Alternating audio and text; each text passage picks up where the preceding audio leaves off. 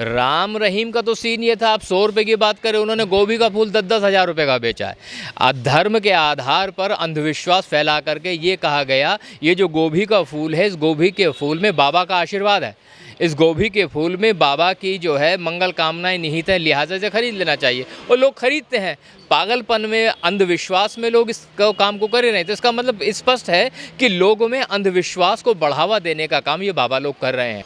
अगर मैं धार्मिक प्रोडक्ट्स की बात करूं तो उसमें भी दो तरह के प्रोडक्ट हैं, एक टेंजिबल प्रोडक्ट है, एक इनटेंजिबल प्रोडक्ट है। टेंजिबल प्रोडक्ट जो दिखाई देता है, धूप बत्ती, अगरबत्ती, बत्ती, तिल का तेल, इस तरह से माता की चुन्नी और हज़ार तरह के प्रोडक्ट हैं जो बाज़ार में बेचे जा रहे हैं। ये धार्मिक प्रोडक्ट है, धर्म के आधार पर इन प्रोडक्ट्स को बेचा जा रहा है। इनटेंजिबल प्रोडक्ट, माता की चौकी का किया जाना, जागरण का किया जाना, होम का किया जाना, किया कराया, वशीकरण, झपटा उतारना, परियों के डोले से बाहर निकालना, तवीज़, गंडे, ये सारे काम जो धर्म के आड़ में हो रहे हैं ये इनटेंजिबल प्रोडक्ट है। अर्थात ये हो गया, केवल आप किसी एक निश्चित मुसलमानों को ही दोषी नहीं ठहरा सकते, ये हिंदू भी कम नहीं है। मुसलमान जिस तरह से अपने धर्म के आड़ में लोगों को मूर्ख बना करके, लोगों के धार्मिक भावनाओं का इस्तेमाल करके विभिन्न प्रकार के प्रोडक्ट बाज़ार में बेचकर पैसा कमा रहे हैं और एक निश्चित अर्थव्यवस्था का निर्माण कर रहे हैं, ठीक उसी तरह से हिंदू भी कर रहे हैं। तो दोनों में से कोई भी कम नहीं है। मुस्लिम्स में जब आपने कर्म अच्छे करे और आप जन्नत में जाओगे तो 72 हूरें मिलेंगी। अब जो लोग ये हूर के सपने दिखा रहे हैं तो वो सपनों के सौदागर हैं।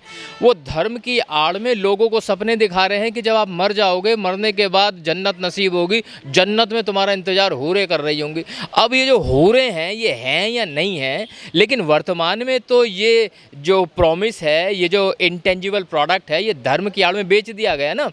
क्योंकि तुम्हें हूरें तब मिलेंगी जब आप कुरान की आयतें पढ़ोगे, तुम्हें हूरें तब मिलेंगी जब ये काम करोगे, फला काम करोगे या फला फला दान दोगे। लेकिन हिंदुओं के भी ऐसे कुछ व्यापार चले हुए हैं, जैसे कि वैष्णो ढाबा, वैष्णो ट्रेवल्स, वैष्णो कंपनी बना देंगे, प्रोडक्ट बेच देंगे उनके नाम पर, या धार्मिक यात्राओं के नाम पे भी अपना धंधा चला रहे हैं वो भी। बिल्कुल बिल्कुल, आपने ठीक कहा। जो धर्म, मैं फिर से वही बात दोहरा रहा हूँ, धर्म की आड़ में वैष्णो ढाबा करके कह करके ये प्रदर्शित कर रहे हैं कि वहाँ जो बिकने वाला खाना है वो पूरी तरह से शुद्ध है और उसमें किसी भी तरह के मांस या मांस से बनी हुई चीज़ों का इस्तेमाल नहीं किया गया, इसलिए वैष्णव कहा गया है। जब वहाँ वो वैष्णव कह रहे हैं तो वही चीज़ मुसलमानों ने हलाल कह दी है, बात तो एक ही हो गई ना। जब वो कह के वैष्णव कह के शुद्ध कह रहे तो हलाल का मतलब भी तो शुद्ध ही होता है। जहाँ तक सवाल है, उत्तर प्रदेश सरकार ने जो हलाल आधारित जो प्रोडक्ट थे उनको बैन किया है, तो मैं यहाँ ये कहना चाहता हूँ कि पहली चीज़ तो भारत सरकार की तरफ से कोई ऐसा मानक नहीं है, कोई स्टैंडर्डाइजेशन नहीं है कि किसी प्रोडक्ट को आप हलाल करके सर्टिफाइड करेंगे। और अगर हलाल करके सर्टिफिकेशन हो भी रहा है तो ये कौन लोग हैं, ये कौन से संगठन हैं जो इन चीज़ों को कर रहे हैं, इसके संबंध में जो है जानकारी ली जानी चाहिए। लोग धर्म को आधार बना करके अब व्यापार कर रहे हैं, एक अपनी अलग अर्थव्यवस्था बना रहे हैं। चाहे वो हलाल सर्टिफिकेशन कह करके मुस्लिम अर्थव्यवस्था बनाने की बात हो, चाहे वो हिंदुओं के बाबाओं के द्वारा बेचे जाने वाले विभिन्न प्रकार के प्रोडक्ट्स रहे हों, जिनके आधार पर वो हज़ारों करोड़ की कंपनी बना करके बैठे हुए हैं। तो मैं ये एक स्पेशली कहना चाहता हूँ कि धर्म की आड़ में जिस तरह से भारतीय जनता पार्टी राजनीति कर रही है, ठीक उसी तरह से धर्म की आड़ में बहुत सारे लोग व्यापार कर रहे हैं और अपनी आर्थिक स्थिति अच्छी करके एक धार्मिक अर्थव्यवस्था का निर्माण किया जा रहा है। विशेष रूप से अगर आप देखें, मैं कुछ बाबाओं के नाम लेना चाहूँगा, जैसे आशाराम बापू है, राम रहीम है, रामदेव है, और इस श्री रविशंकर करके हैं जिन्होंने अपने प्रोडक्ट लॉन्च कर रखे हैं। तो ये लोग आस्था के आधार पर अंधविश्वास पैदा करके, पाखंड के आधार पर धर्म की आड़ में छिप करके ये लोग व्यापार करते हैं और धन और दौलत को इकट्ठा करने का काम ये लोग कर रहे हैं। ठीक उसी रास्ते पर हलाल सर्टिफिकेशन जैसी एक चीज़ है, क्योंकि प्रोडक्ट्स के ऊपर हलाल सर्टिफिकेशन लिखने का मतलब ये हो गया कि एक निश्चित धर्मावलंबी लोग, धर्म के अनुयायी, धर्म को मानने वाले लोग उस निश्चित प्रोडक्ट को खरीदेंगे। तो हमारे जो लोग हैं, जो भारत में रहने वाले भारतीय हैं, उन्हें ये समझना होगा कि निश्चित कंपनियां ही हैं जो अपने आर्थिक लाभ के लिए हमारी धार्मिक भावनाओं को भड़काती हैं और भड़काकर उस पर राजनीति करती हैं और हमारी धार्मिक भावना के आधार पर ही विभिन्न प्रोडक्ट्स का निर्माण करके उन प्रोडक्ट्स को बाज़ार में बेच दिया जाता है। केदारनाथ में घटना हुई थी, जो सोना लगाया गया था कई सौ करोड़ रुपए का, वो पीतल में कैसे बदल गया था धार्मिक स्थान पर? ये जिन लोगों ने लगाया होगा सोना, उन लोगों ने जो है दुष्प्रचार किया है और धोखा दिया है समाज को। धर्म के आड़ में सोने की जगह पीतल ही लगाया है और पीतल ही था वो पहले भी। 420 तो वहाँ भी होती है। बिल्कुल 420 की जा रही है और वो 420 जो लोग कर रहे हैं धर्म के आधार पर, जो समाज को धोखा देने का काम कर रहे हैं, उन पर FIR होनी चाहिए, उन पर मुकदमे किए जाने चाहिए।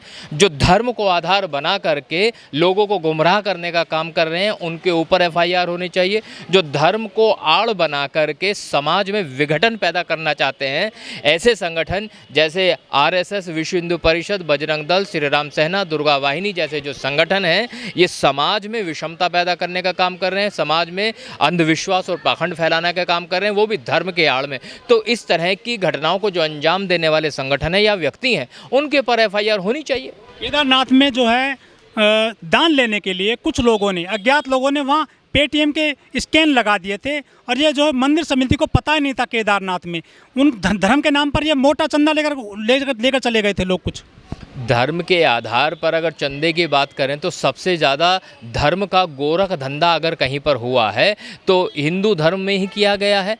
अभी कुछ समय पहले, कुछ सालों पहले खबर आई थी कि पद्मनाभ करके एक मंदिर है, उसमें कई सौ टन सोना मिला है और अभी 7 दरवाजे खुलने थे, उनमें जो कुछ ही दरवाजे खुले थे उनमें जो है ढेर सारा सोना निकला। तो मैं ये कहना चाहता हूँ, ये जो सोना है, ये जो पीला धन है, इस पीले धन को राष्ट्रीय संपत्ति घोषित किया जाए, राष्ट्रीय संपत्ति घोषित करके उसे रिजर्व बैंक में रखा जाए ताकि हमारे रुपए की कीमत बढ़ के डॉलर के बराबर हो सके।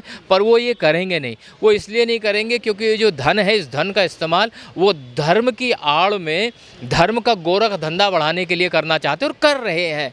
लेकिन सर, जो बाबा रामदेव हैं वो अकेले ऐसे साधु हैं हमारे देश में या बाबा हैं जिन्होंने अपने गेरुआ वस्त्र के पीछे बड़ा व्यापार खड़ा कर दिया, हजारों करोड़ रुपए का।